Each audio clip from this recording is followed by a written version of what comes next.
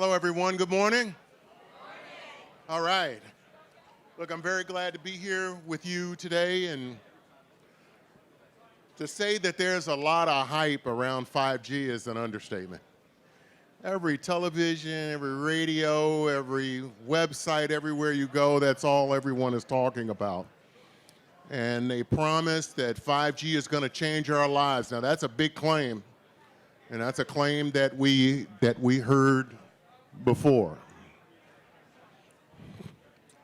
So what we've been asked is to briefly try to demystify 5G, and what is it, and how has it been impacted by the pandemic, what industries are most impacted, what's the future of work, and will it close or enhance the digital divide?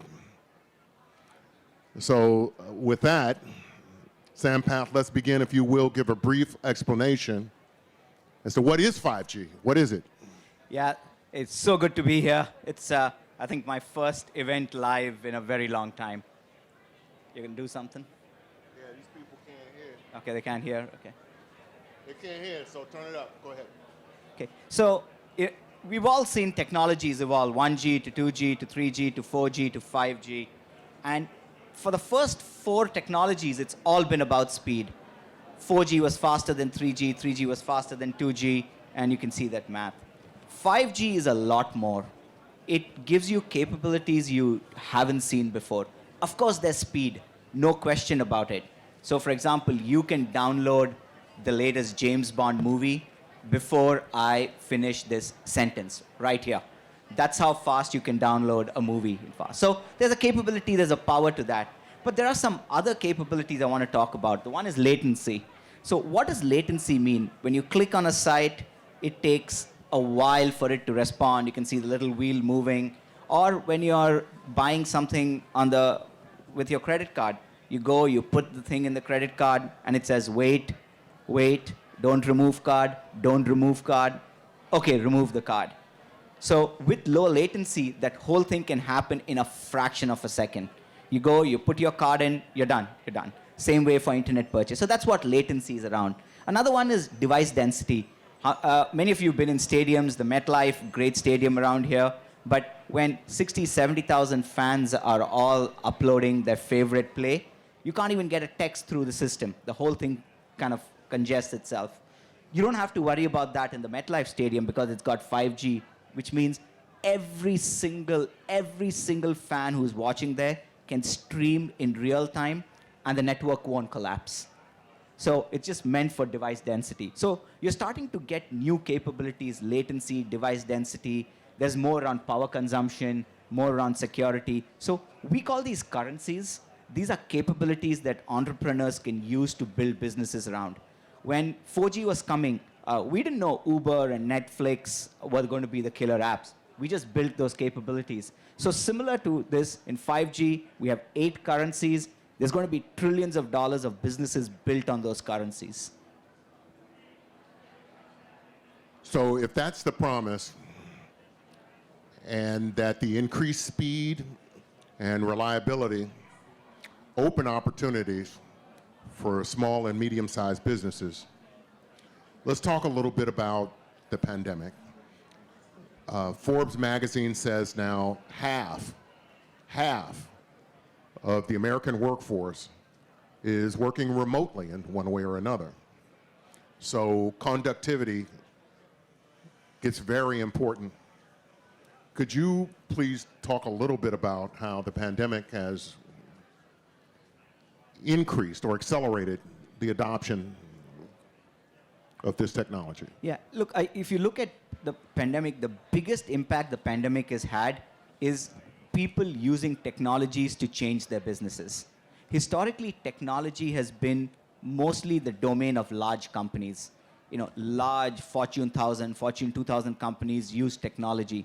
Smaller businesses have kind of been left out from this technology revolution for the most part. The pandemic has changed that in a massive way where they have adopted technology. Look, 40% of small businesses in America don't have a digital presence.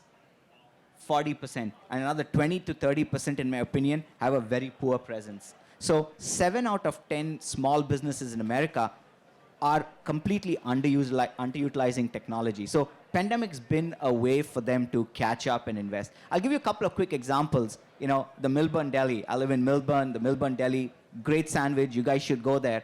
But it's kind of an old school deli. You go, you wait in line. They give you a little ticket. You wait. It's the triangle. You wait, and they make the sandwich. Now that deli has sign-on. You can order online. They text you when the order is ready. Just completely changed their operating model. They're able to push a lot more sandwiches through.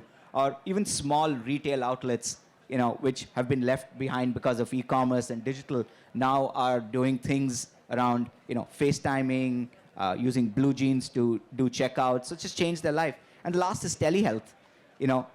How many of you in the audience have done some telehealth work in the last year? Like called your doctor using, there you go. I can guarantee you, 2 years before this, none of these hands would be up. And what's interesting in telehealth is the outcome is better. Patients are more satisfied, doctors are less burnt out. So technology adoption is probably the biggest good thing that ever happened out of the pandemic, if there ever was one, George. Could you describe some industries? You talked a little bit about telehealth, some retail. Could you talk about the application of this in other industries? Yeah, let me finish the telehealth and touch on a few. Look, in telehealth, the doctor visit thing has not changed in our lifetime. For the past maybe hundreds of years, you drive, you wait, you sign up, you wait, you sign up again, you wait, and then you see a doctor. And the doctor is always late. With telehealth and remote patient monitoring, that experience can completely change. The doctors can see more people, there's less burnout, satisfaction is better. Also, you can track your vitals and your health vitals through the internet. So that's another one. The last one in the healthcare is hospitals. 30%, 1 in 3 of hospital equipment kind of walk themselves out of the hospital in their lifetime, aka get lost or stolen. Now with 5G, you can track it in real time. You can also get the equipment to the patients when they need it. So just 3 quick examples of how healthcare can get transformed in a pretty meaningful way. Let me pick another industry, first responders. We at Verizon are very fortunate to work with most of the first responder communities in the country today. And imagine a first responder going into a fire or in a situation where they have these AR, VR goggles. In real time, they have access to who's in the building, the layout of the building, conditions outside, what equipment is available in real time, what it can do to change the way they fight these situations. So just 2 industries. I think manufacturing is another one with advanced robotics, especially as manufacturing starts coming back from China and the East back to the US. They're going to have to get a lot more smarter on robotics. So that's another place where we are really bullish on, and a lot of the work we are doing is around that.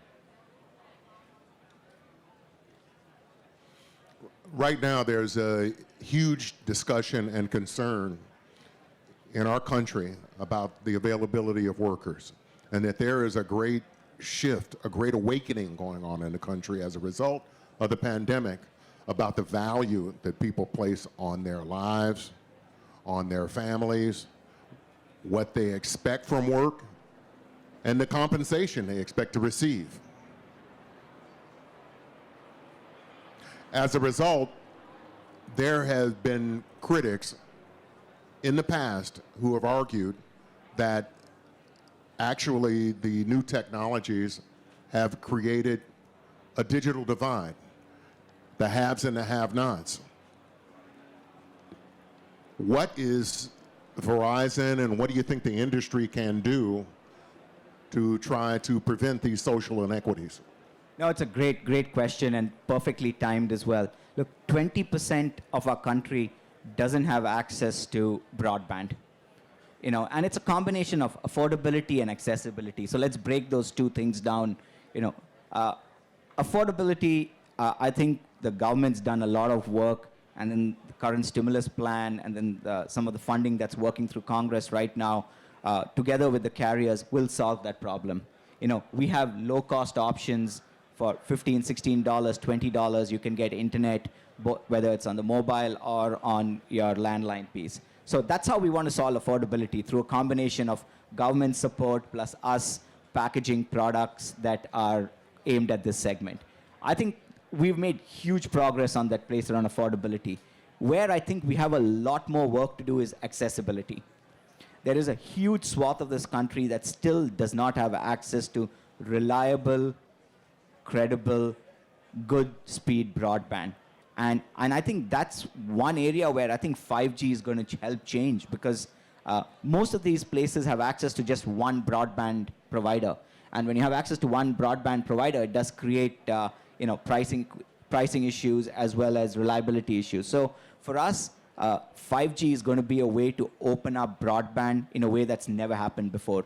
I mean, we want to offer broadband to 30 million households in the next 2 years.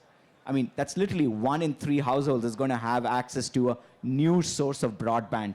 And I think a lot of that is going to start bringing the divide together. So affordability and accessibility together is what's going to happen. But otherwise, you're going to see a society that's going to be left out of digital progress, left out of AI, artificial intelligence, machine learning, all the progress that's happening. So it's critical we solve this. It's imperative both on society and on large companies like us to help solve this. Well, some would argue that it's already happening. We saw the digital divide and equity playing out during the pandemic when school children in New York, for example, didn't have access to broadband or Wi-Fi because it couldn't penetrate their high-rise buildings. We also saw in rural communities or suburban communities, parents driving their kids in the car and hanging out outside of Dunkin' Donuts because it was the only place they could get a Wi-Fi connection. 4G and 5G as a matter of equipment are different, am I right? Could you talk a little bit about how 5G requires a more spread out, smaller sort of network? Yeah, so it's a little bit about network architecture. Let me try and break this down. 5G is a very dense network. So in your phones today, ultra wideband. In fact, Hoboken's an interesting market. Hoboken's one of the world's first 5G ultra wideband markets. It's pretty awesome. You walk down, you can get up to 2 gigs, 3 gigs speed on your phone as you go and do that. But it's a very dense network. What does that mean? It means we need these little cell sites, we call them nodes, that need to be strung basically every couple of 100 feet. So it's a dense network, it's a very tight network. That's what allows for high speeds network. The 4G network is a little more broader network. It travels more distances so we can space them out. But for most of the entrepreneurs and the community at large, you don't need to worry about that. Your sense is, where can I get good quality connectivity at the right price point? Now, let me pick up on the previous thought around social inequality.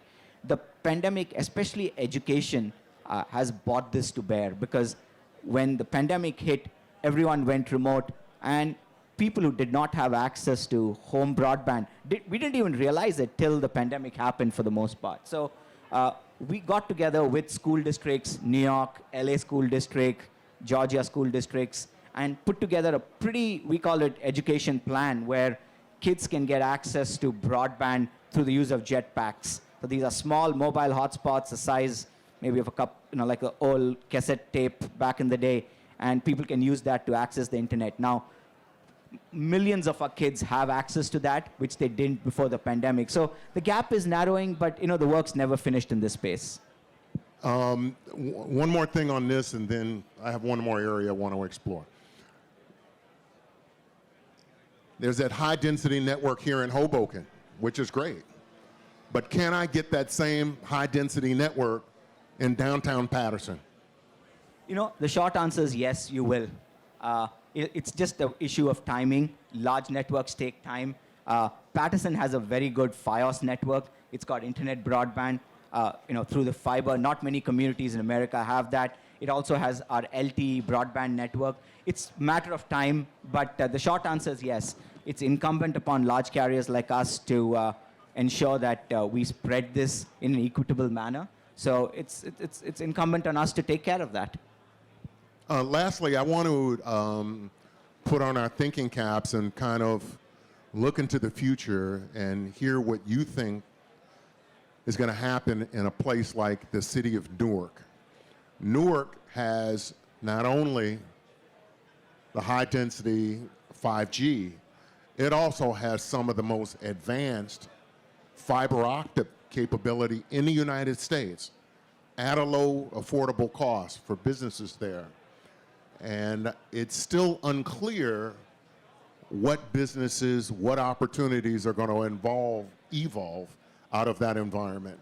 Could you talk a little bit about that? Yeah, for businesses to move to a particular location, you need a combination of a couple of things. First, you need good, reliable electricity. Check. We've got that taken care of. The second biggest thing they need is high-quality communication, fiber, network coverage, and check. Newark's got that as well. Then you need access to public transport. It's kind of working its way. Then you have law and order. Then you want the right housing. So it's a combination of many different things that make a city or a location ripe for business. I think Newark has a lot of them. Over the last couple of years, you've seen businesses move into there, especially in downtown. I wish it happened faster.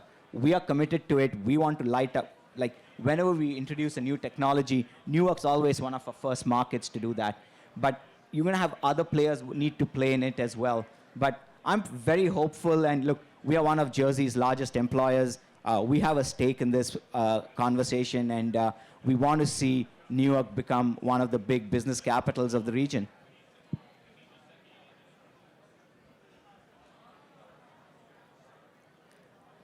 Will the new technology, in order to be able to take advantage of it, well, am I going to have to buy a new computer or buy a new cell phone? Is my old phone going to become obsolete all of a sudden?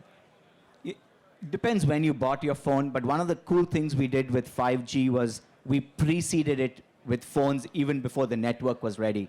Historically, it's always been a chicken and egg problem. What comes first, the network or the devices? And we've always played in that space. This time we went, and a couple of years even before the network went live, we got the phones up and working. Typical phones, every couple of years, people change their phones.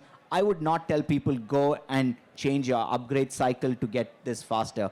When you're ready for the next phone or your next devices, it'll have 5G. You can get caught up in it right now. But I don't think lack of devices has been an issue for us in 5G. In fact, even today, we have, just in our footprint alone, 30 to 40 different handsets from various price points that give you access to 5G. So we don't want to use the 5G cycle to make phones obsolete. When people are ready, we will incentivize it. In fact, currently, right now, any customer for us, and it's just for us, I'm sure other carriers have their own point of view, can go into a store, give their old device, and you can literally get a free 5G device. So we want to incentivize it ourselves, but necessarily people don't have to jump to do this.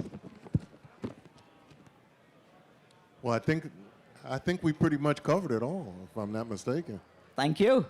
Yeah, I think that's it. I think we're pretty good. Thank you very much. Thank you.